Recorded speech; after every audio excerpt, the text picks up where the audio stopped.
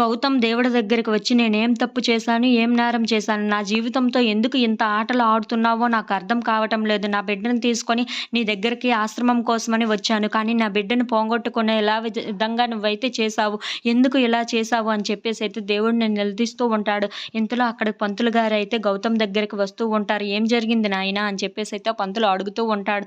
ఆ మాటలు వినగానే అక్కడ ఉన్న గౌతమ్ అయితే, "చూడండి పంతులు గారు, ఈ దేవుడి దగ్గరికి నేను వచ్చి నా ఆశ్రమం కోసమని నా బిడ్డను తీసుకొని వచ్చాను. ఇప్పుడేమో నా బిడ్డను నేను కోల్పోయాను. ఇంతకుముందు నా భార్యను కోల్పోయాను. ఇప్పుడు నా బిడ్డను కోల్పోయాను. నేను ఒంటరివాడినైపోయాను. ఎందుకు ఈ దేవుడు నాతోని నా జీవితంతో ఎలా ఆటలు ఆడుకుంటున్నాడో నాకు అర్థం కావటం లేదు. అసలు ఈ దేవుడు ఉన్నాడా?" అని చెప్పేసైతే గట్టిగా నిలదీస్తూ ఉంటాడు. ఆ మాటలు వినగానే అక్కడ ఉన్న పంతులు గారైతే, "నాయనా అలా అనకు నాయనా, నీ బిడ్డ నీకు ఎలాగైనా దక్కుతుంది" అని చెప్పేసైతే గౌతమ్‌ని చూసి అంటూ ఉంటాడు. ఇంతలో పోలీసులకు దొరికిన పాపను అయితే ఆశ్రమానికి అయితే తీసుకొని వస్తూ ఉంటుంది పోలీస్ ఆఫీసర్. ఇంతలో అక్కడ ఉన్న పాపని చూసి అక్కడ ఉన్న వాళ్ళందరూ అయితే, "ఎంత ముద్దుగా ఉందో ఈ పాప, ఎవరి పాప?" అని చెప్పేసి అయితే అడుగుతూ ఉంటారు. ఆ మాటలు వినగానే అక్కడ ఉన్న పోలీస్ ఆఫీసర్ అయితే, "ఏమో తెలియదు కానీ నాకు దొరికింది. ఈ ఆరాధ్య ఆశ్రమంలో ఉంచితే మంచిది అనిపించింది. అందుకే ఇక్కడికి తీసుకొని వచ్చాను" అని చెప్పేసి అయితే పోలీస్ ఆఫీసర్ అంటూ ఉంటుంది. ఆ మాటలు వినగానే అక్కడ ఉన్న వార్డెన్ అయితే ఆ పాపని తీసుకొని, "ఎంత ముద్దుగా ఉందో ఈ పాప.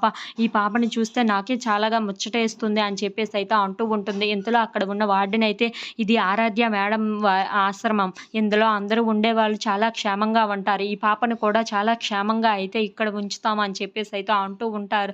ఆ మాటలు వినగానే అక్కడ ఉన్న పోలీస్ ఆఫీసర్ అయితే చాలా సంతోషించి అక్కడి నుండి వెళ్ళిపోతూ ఉంటుంది. If you like this video please